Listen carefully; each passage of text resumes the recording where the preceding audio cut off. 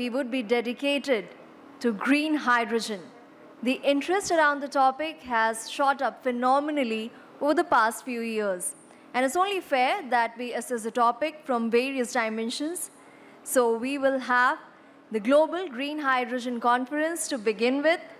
And so first up for the inaugural session, may I invite Shri Pranav R. Mehta, Chairman, NSEFI, to please come up.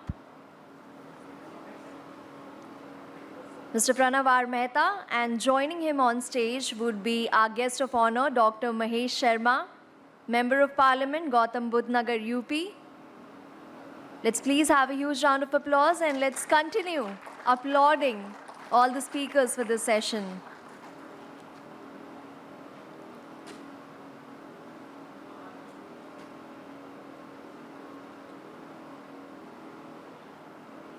We shall also have address by Mr. David Wedepohl, Managing Director, International Affairs, BSW, German Solar Association. Although she is not present in person, but Ms. Sunita Satyapal, Director, Hydrogen and Fuel Cell Technologies, US Department of Energy, will deliver her address virtually. We shall also have address by Mr. Philip, ADG, International Solar Alliance. I'd request him to please come up on stage. May I also invite Mr. Deepak Gupta, Honorable DG, NSEFI. And next up, with request. And with this, we hand over the session to the moderator.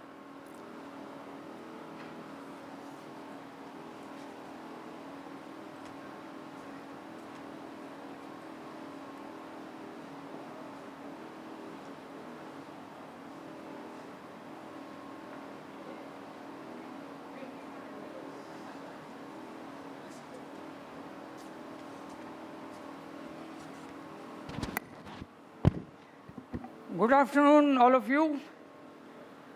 I am so happy to see Dr. Mahesh Sharma, who is our chief guest today. And, from his biography, of course, he is established at Kailash Hospital. He was in the ministry with Mr. Modi for a long time. And also, he is the member of parliament of this particular constituency. But the most impressive thing that I found in his career is compassion. And I am telling you that my life also has driven me by this compassion. My very first job in Tata Iron and Steel Company, I could display compassion. Otherwise, all technical questions I had answered. But Rusi Modi, when he asked a very typical question that whether you side Arab or Israel, at that time Arab-Israel was there. I said, sir, I side Israel. He said, what sort of Gujarati you are? Without Arab oil, we are nowhere. I said, sir, I don't know all that. I am always for the side which has been wronged. So then all our people said that your selection is guaranteed. But anyway, all that is past. Important is the subject that we are going to discuss today, that is hydrogen. And hydrogen's importance as a powerful source has been known for centuries. And when I started my career way back, especially in hard-to-abate sectors like steel, fertilizer, petrochemicals, that is where the cement, they are the hard-to-abate. And if we can deploy green hydrogen into that, it will be a major thing that we can do. We have got experts here from all over the world, I should say. David, my friend from Germany, is there. Sunita is going to speak from USA. She is the US DOE controlling hydrogen and fuel cell technology hub, and a large budget she is controlling. I met her last week, and she says that I will definitely speak at your place. So USA is represented, Germany is represented, and we have that Amanu also there. So we have international galaxy of speakers, And our speakers are no less. We have Mr. Alok Sharma, we have Dr. R.K. Malhotra, we have our own Deepak Gupta Sahab, and before I say just a few sentences, in fact, let me say those sentences. Number one, timeline. In India, way back in 2006, we formed Hydrogen Association of India, Dr. Malhotra and myself. I was GSPC advisor, Mr. Modi had appointed. So I wanted to blend hydrogen with natural gas. And hydrogen fueling station was there, IOC, and Dr. Malhotra was the director R&D. And really, it was a very good initiative. Somewhere down the road, things were not as good as one would like them to be. For instance, in fuel cell vehicles, we are nowhere. We have been talking. But I hope that things will happen. In fact, just 3-4 months ago, when our first seminar was there on hydrogen, I was skeptical. I would say that hydrogen is a hype.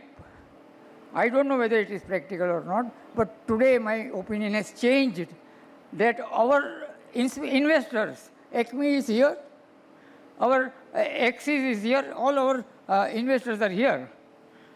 And NTPC, all the public sector undertakings, they have invested heavily, they are prepared to invest heavily, and that shows that India is gearing up for hydrogen in a big way, and our own Niti Aayog has declared that 5 million tons per year target by 2030.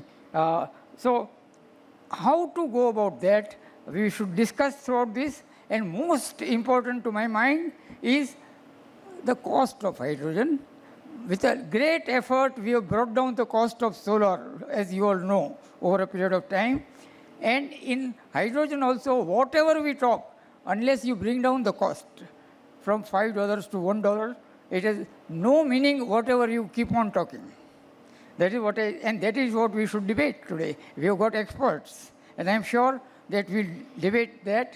And before I ask Dr. Sharma, I think he has little less time. There is one particular person sitting in the audience, and I would not like him to be in the audience. He has been a guide, philosopher, friend, inspiration for all of us. He presided over the power sector of our country. That is none other than Mr. Anil Razdan. Sir, I would like you to please come on the stage and bless us with your presence. If you want to speak, you speak, but otherwise your presence and blessings will go a long way.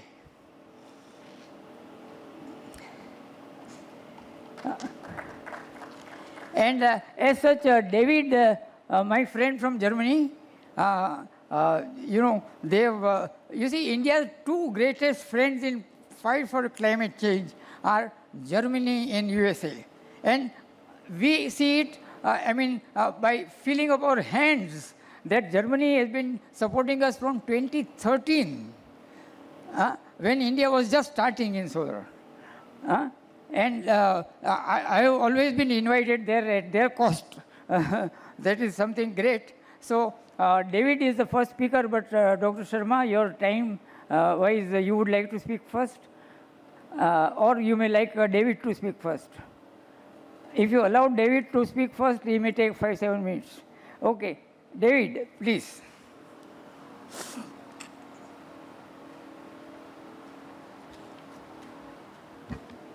Thank you. It's an honor, and it's always hard to come up after you. So I'm David Wedepohl. I'm the managing director of the German Solar Association, and we've been working with our Indian partners since 2015. So this predates, my time, this cooperation, but it goes beyond, just mere people. Even though we are realizing now after the pandemic, it really is a connection between people and the relationship that we have built over years. So we are now looking at hydrogen together. of course, with a view from PV and other renewable sources. So, why are we here? Because this is where the action is. And I was really impressed walking through the halls to feel that buzz and that energy, and how people are exchanging, are trading, are doing business here. It's really good to see that, to be back to that, and to be part of that growth. So I would like to take you, because there's no German government representative, a little bit into what Germany is doing. Not saying that I agree with everything, but the hydrogen plan of the German government sees to build a electrolyzer capacity nationally of only 5 gigawatt capacity. So that means by 2030. That means that we still, that's going to make about 16 terawatt hours of hydrogen, of electricity available from hydrogen nationally within Germany. That means 76 to 96 terawatt hours have to be imported. Now, this is a lot. We are an industrial country, so are you, but it's a lot of imports. But we're used to importing 70% of our energy. And you know what? Most of that was gas. We are trying, and hydrogen makes sense to us, because if you look at the situation, you always use what you have. So you use the existing infrastructure. We have a lot of pipeline infrastructure. Well, we just lost 2 pipelines in the Baltic Sea, so we have to look to other suppliers. We are also actively seeking other suppliers to make the electricity to make hydrogen, or the electricity we need. It's another reason why we are here. So hydrogen, the energy transition, it's all complicated, but so was solar in 1990 when we began our journey in earnest for an industrial application of PV. So, we depend on electrolyzers if we do hydrogen, and this has never been done on this scale. At the moment, they're pricey, and they're not as reliable. They don't last as long as we like them. So, domestically in Germany, we mostly look at wind for the majority of the capacity to make hydrogen, and just a little bit of PV hybrid. But in other parts of the world, of course, we look to PV because it's the cheapest energy option. And the first thing that we look at as a nation is to replace hydrogen needed for industry, particularly for steel making, because that can leverage a lot of CO2 reductions, and for the chemical industry. So, let me add to what you said. Yes, there's always a feeling of a bit of a hype, and that's true. And it may be true that for whatever electricity and other energy we need, there is sometimes a better renewable energy source that we can use directly, like PV. If we can use the electricity directly, or solar thermal, if we can use the heat or cooling directly, let's use it directly. But we are going to need every available resource and every available technology if we are to fight climate change on the scale that we need to change our energy system to achieve the energy transition. And to be honest, the Germans are still finding their way in hydrogen. We don't know exactly what it can do, but we're here to find out together with you, to exchange our ideas and our best practices that we already have. And I really look forward to the exchange and to continue to work with you. Thank you so much.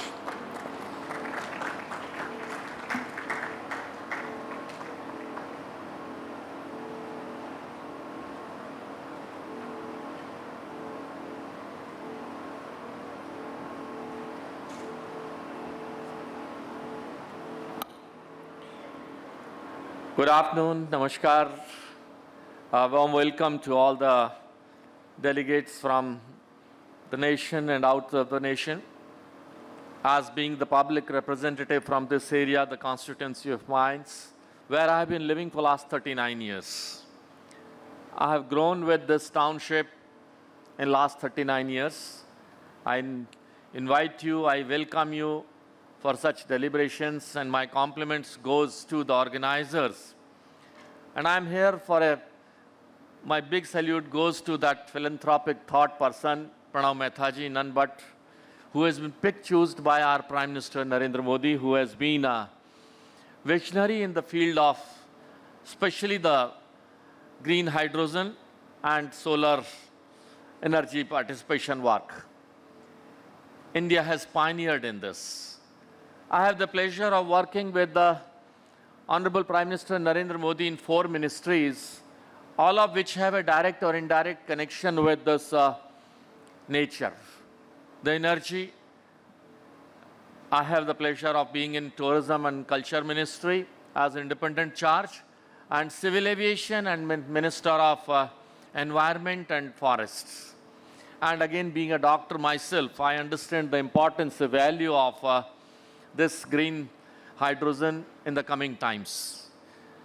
Welcome, Mr. David, the chairman of German Solar Association, Shri Deepak Gupta ji, and the person known for this power issues, the Anil Rajdhan ji.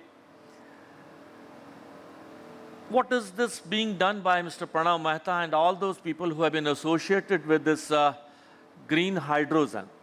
It's not a humanly work. It's a godly work. It sounds very loud that are we doing really the godly work?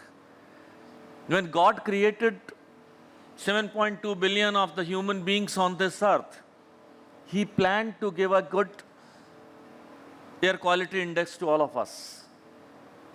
The day before I was in Tripura, again a part of India. And today I'm in India where the air quality index hails something between 130 to even goes up to 300 or so. And the air quality index in Tripura was 1. So we have the options, we have the choice, and we have the capacity to do so, capacity to deliver. And we have done it. If we have a good visionary Prime Minister who can think of that, yes, India will achieve the 40% fossil-free energy solutions capacity, installed capacity, in less than the year when it was targeted. India can do it, India has done it. It's a matter of pride for all of us that, yes, we can do it. There are a lot of limitations in a country like us. Lot of variations in this country like us, lot of traditions.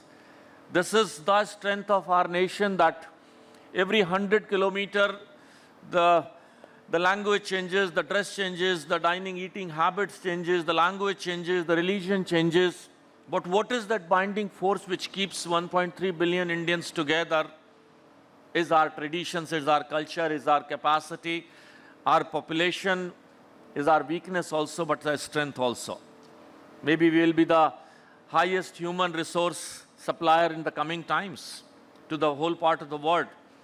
And it's a privilege that, yes, Indian human resource, Indian scientists are being acknowledged worldwide, whether it is in the field of medicine, whether it is in the field of science or technology, wherever they are. Yes, out of the target being put by 500 gigawatts, India has already achieved the target of 150 gigawatts by that time, and we are on our way ahead to achieve the target of so. We understand that the fossil fuel import of almost about $160 billion US dollars is a challenge for us. And again, we know that fossil fuel is not going to remain forever. So it's the human being which has to come forward, and there comes the role of people like Mr. Pranav Mehta, who has taken this philanthropic job of providing this clean air and hydrogen green to the human being. Providing something to the human being is, that's what I said, it's a godly work.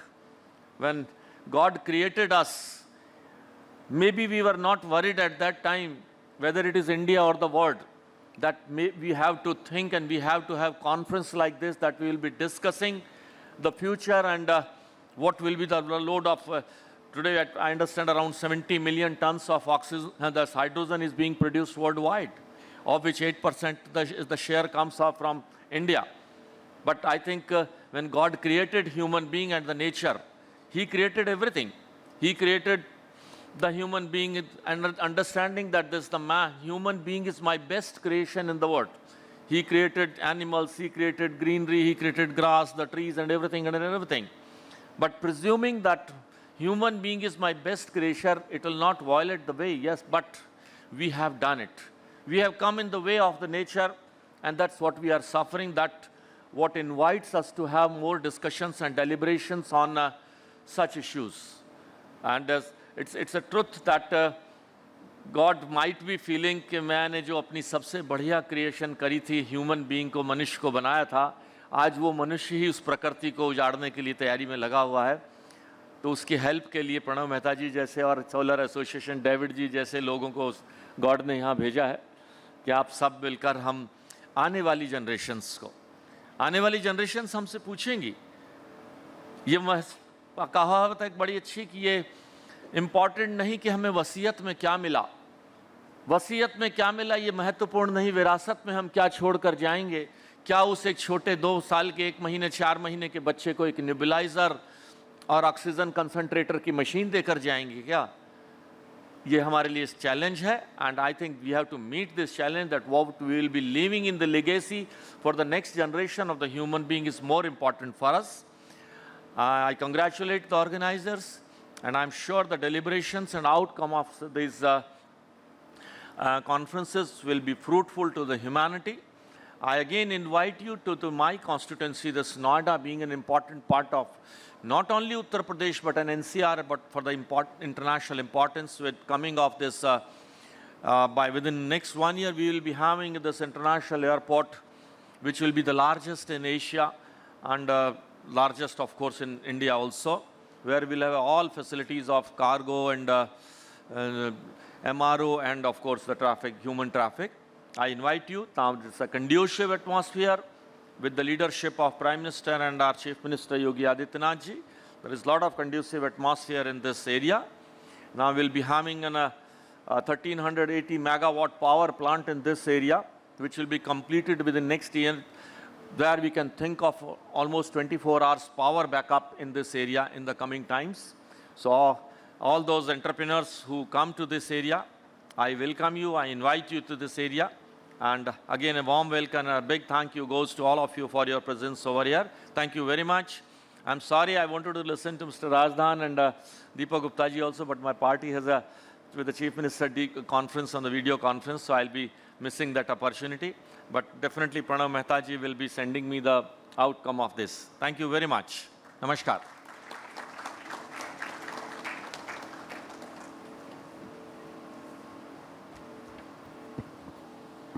Thank you, sir, for gracing us with your presence. And now, on behalf of Informa Markets, we request Mr. Pranav Mehta to present a token of appreciation to sir.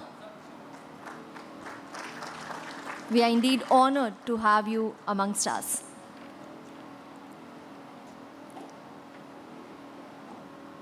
Thank you once again, sir.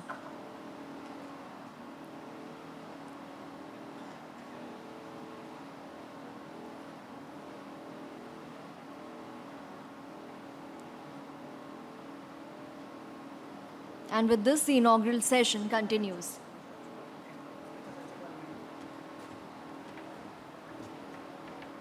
We shall now play the message shared by Sunita Sachapal.